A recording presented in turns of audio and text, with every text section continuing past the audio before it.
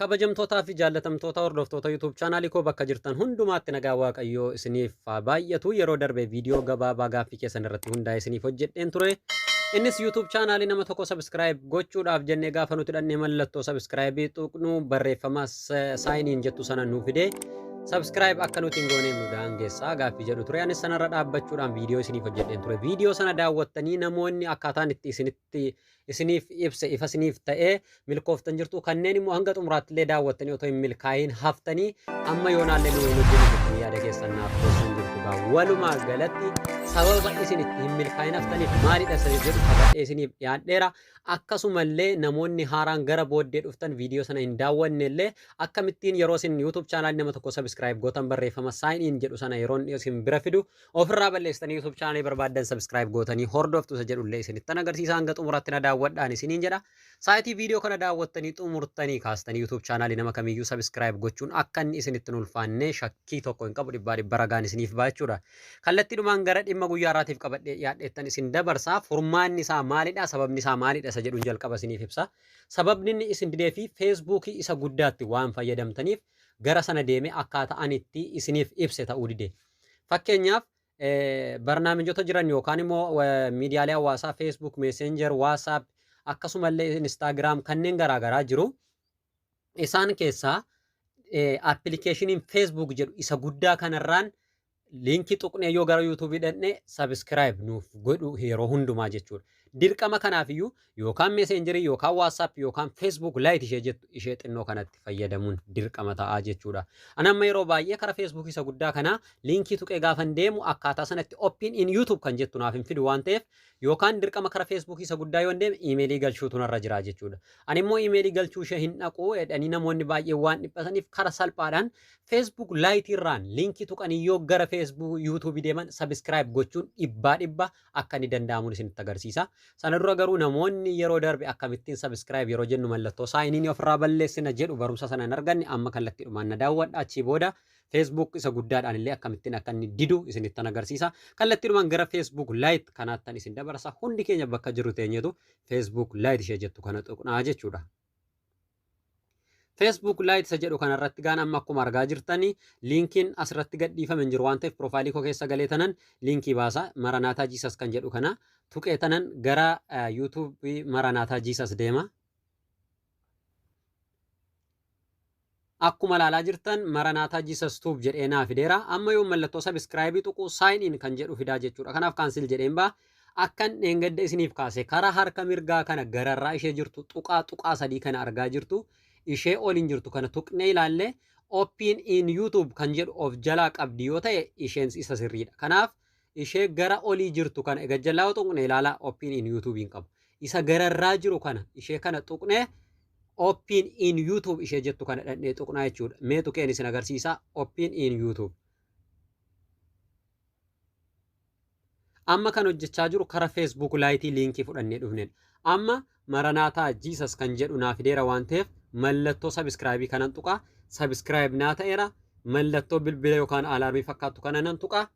Saayitii kanaa jalqabee maranaataa jiisas waan inni achirraan dabarsu yeroo hundumaa argachuu nan danda'a. Akkasuma ayyaanaa tuubillee yeroo argattan feesbuuk laayitirraan yoo dhaxxanii seentan akkuma kana isinii fidaa jechuudha.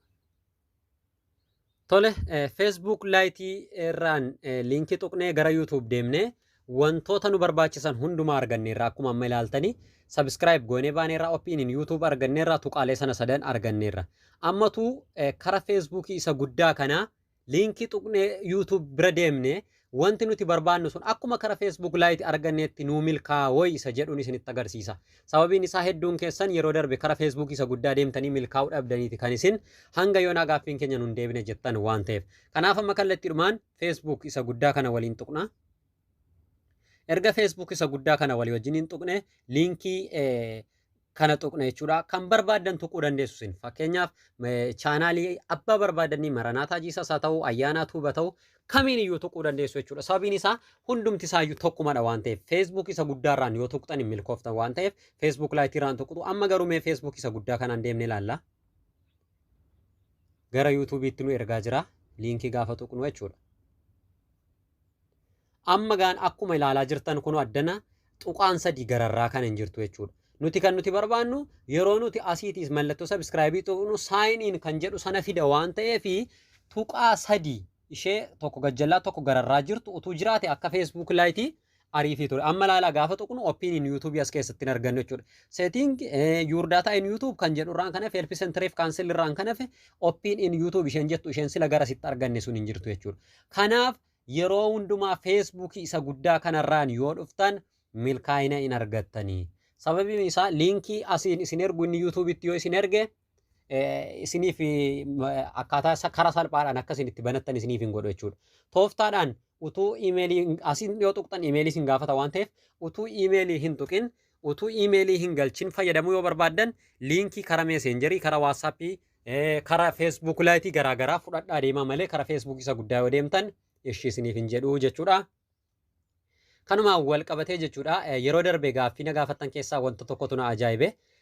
Takka sign-in kan jedhu tuqnee opinion YouTube kan jedhu tuqnee bananneerra maa irra deebi'ee opinion YouTube akka nuti tuqnu nu gaafata maa sign-in fidaa namoonni naan jettan illee jirtu.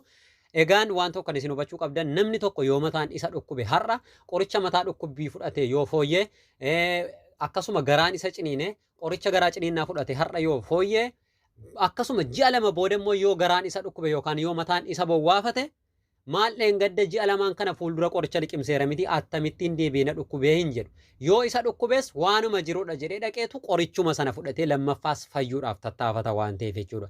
Akkuma kanagaan sign-in kan jedhu yoo inni isinii fide yeroo kamiyyuu tooftama sanatti fayyadamaa keessaa ba'a malee maaliif lammata deebi'ee waan akkasii na gaafata yaada jedhu keessa galtanii bilbila kootta balaa sheemoo maalidha siisteemiin nuti kun sirrii miti akkan jennee jechuudha. Sisteemi salphaadha kun. Baay'een keessan emailii mataa keessanii qabaattanii utuu sign-in yeroo inni isin jedhu mallattoo sign-in sana tuqxanii email akkaawuntii keessaniif paaswordii keessan utuu galchitanii dansaa ture salphaa waan ta'eef jechuudha. Garuu immoo hedduun nama emailii isaa waan hin beekneef karaa salphaa YouTube opinion YouTube kan jedhutti fayyadamee YouTube chaanalii barbaade subscribe gochuu danda'a jechuudha. Egaa waan isiniif hin galle yoo jiraate yaada keessan karaa comment box naaf qooduu dandeessu. Viidiyoon guyyaaraatiif qabadhee dhiyaadhe kana fakkaata. YouTube channel ko subscribe gochuu hin dagatina akkasuma Maranatha Jesus Tube subscribe gochuu hin dagatina yaanni ani isiniif dhiyeesse kun isinitti toleera yoo ta'e like kan jedhu tuqaa nama biraa akka gahu yoo barbaadan share godhaa fi waan hamma yoo wanaatti dhaggeeffattaniif guddaa galatoomaan isiniin jedha. Shalom.